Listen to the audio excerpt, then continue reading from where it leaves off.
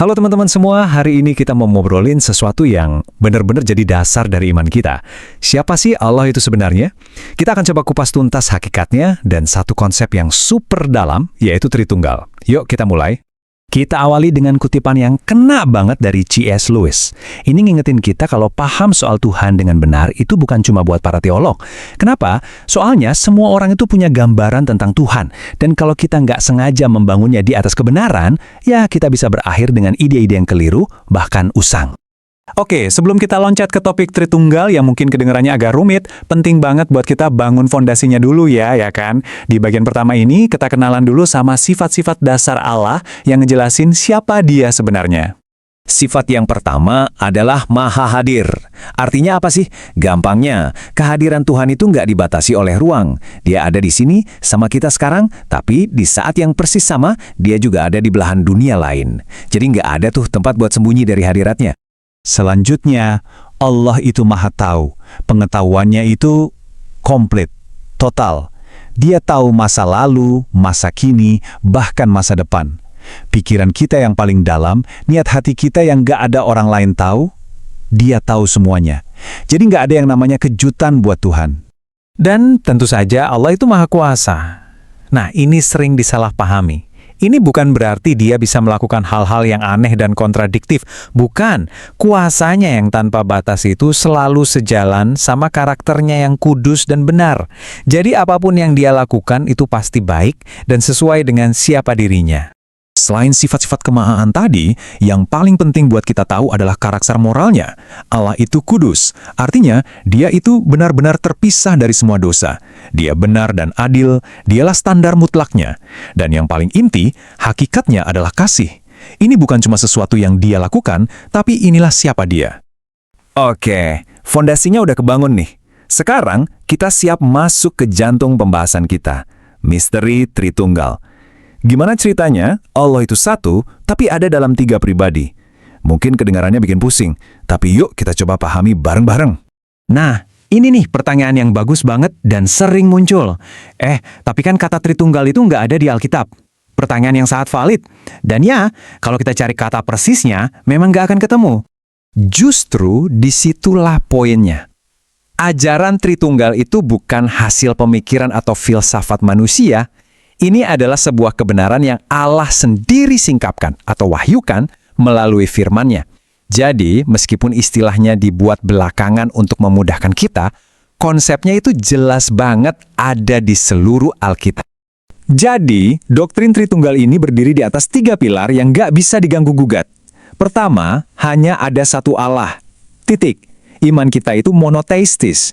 Kedua, Allah yang satu ini ada sebagai 3 pribadi yang berbeda, Bapa, Anak, dan Roh Kudus. Dan ketiga pribadi ini setara, sederajat, sama-sama kekal. Nah, diagram ini coba bantu kita nangkep idenya. Coba kita lihat ya. Bapa adalah Allah, Anak adalah Allah, dan Roh Kudus adalah Allah. Tapi perhatikan garis luarnya. Bapa bukanlah Anak, dan Anak bukanlah Roh Kudus. Mereka adalah pribadi yang berbeda, tapi satu dalam hakikat ilahinya. Ini cuma ilustrasi, tentu nggak bisa menjelaskan misteri ini dengan sempurna, tapi cukup membantu. Kalau kita lihat sejarahnya, konsep ini tuh udah ada dari awal banget. Di Alkitab, pas baptisan Yesus, itu momen yang jelas banget. Bapa bersuara dari surga, Anak dibaptis, Roh Kudus turun. Nah, istilah Trinitas itu sendiri baru muncul di abad ketiga, dipakai oleh Tertullianus. Lalu doktrin ini ditegaskan secara resmi di Konsili Nicea untuk melawan ajaran-ajaran sesat yang mulai bermunculan waktu itu. Salah satu cara terbaik untuk mengerti sebuah kebenaran adalah dengan melihat apa yang bukan kebenaran itu. Di bagian ini, kita akan bahas beberapa kekeliruan umum tentang Tritunggal yang sudah ditolak oleh gereja dari zaman dulu. Kesalahan pertama namanya triteisme. Ini ajaran yang bilang ada 3 Tuhan yang berbeda. Nah, ini pada dasarnya politeisme. Dan jelas banget bertentangan dengan pilar pertama tadi, yaitu Allah itu Esa. Jadi yang ini jelas salah ya. Kekeliruan besar lainnya itu Arianisme. Ajaran ini bilang kalau Yesus itu makhluk ciptaan. Memang ciptaan yang pertama dan paling mulia, tapi tetap ciptaan. Jadi derajatnya lebih rendah dari Bapa. Ini bahaya banget karena menyangkal keilahian Yesus yang seutuhnya. Terakhir ada yang namanya modalisme.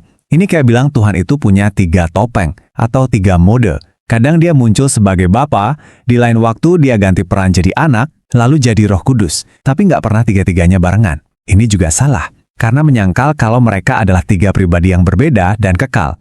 Mungkin ada yang mikir, oke, saya ngerti konsepnya, tapi terus kenapa? Apa pentingnya ini buat saya? Nah, di bagian terakhir ini kita akan lihat kenapa pemahaman yang benar soal Tritunggal ini bukan cuma penting, tapi krusial buat iman kita. Ini dia konsekuensi pertama yang sangat serius. Kalau Allah bukan Tritunggal, maka karakternya yang kita kenal selama ini jadi nggak bermakna. Sifat-sifatnya yang luar biasa itu bisa runtuh. Coba deh, kita pikirin, kalau Allah hanya satu pribadi sendirian sebelum ada ciptaan, siapakah yang dia kasihi? Kasih itu kan butuh relasi, perlu ada yang memberi dan menerima. Tanpa adanya persekutuan kekal di dalam dirinya, antara Bapa, Anak, dan Roh, Allah nggak bisa disebut Allah adalah kasih dari kekekalan. Sifat-sifat lain seperti keadilan dan kekudusan juga berakar dalam relasi yang sempurna ini. Nah, ini dia poin yang paling krusial. Kalau pemahaman kita tentang siapa Allah itu salah, maka seluruh konsep keselamatan kita ada dalam bahaya besar. Ini bukan lagi sekedar perdebatan teologis, tapi ini menyangkut kekekalan kita. Pikirkan ini, kalau Yesus bukan Allah seutuhnya, kalau dia cuma makhluk ciptaan, maka pengorbanannya nggak akan cukup untuk menebus dosa seluruh umat manusia. Artinya apa? Kita diselamatkan oleh sesama makhluk ciptaan, bukan oleh Tuhan sendiri. Kalau begitu, keselamatan bukan lagi anugerah Allah, tapi jadi hasil usaha kita. Dan itu bukan lagi Injil. Jadi, kita akhiri dengan sebuah pertanyaan untuk kita renungkan. Setelah tahu bahwa Tuhan kita adalah Bapa yang mengasihi, Anak yang menyelamatkan, dan Roh Kudus yang tinggal di dalam kita, semuanya adalah satu Allah yang esa, bagaimana kebenaran yang luar biasa ini mengubah doa Anda, penyembahan Anda, dan cara Anda menjalani hidup setiap harinya? Silakan direnungkan.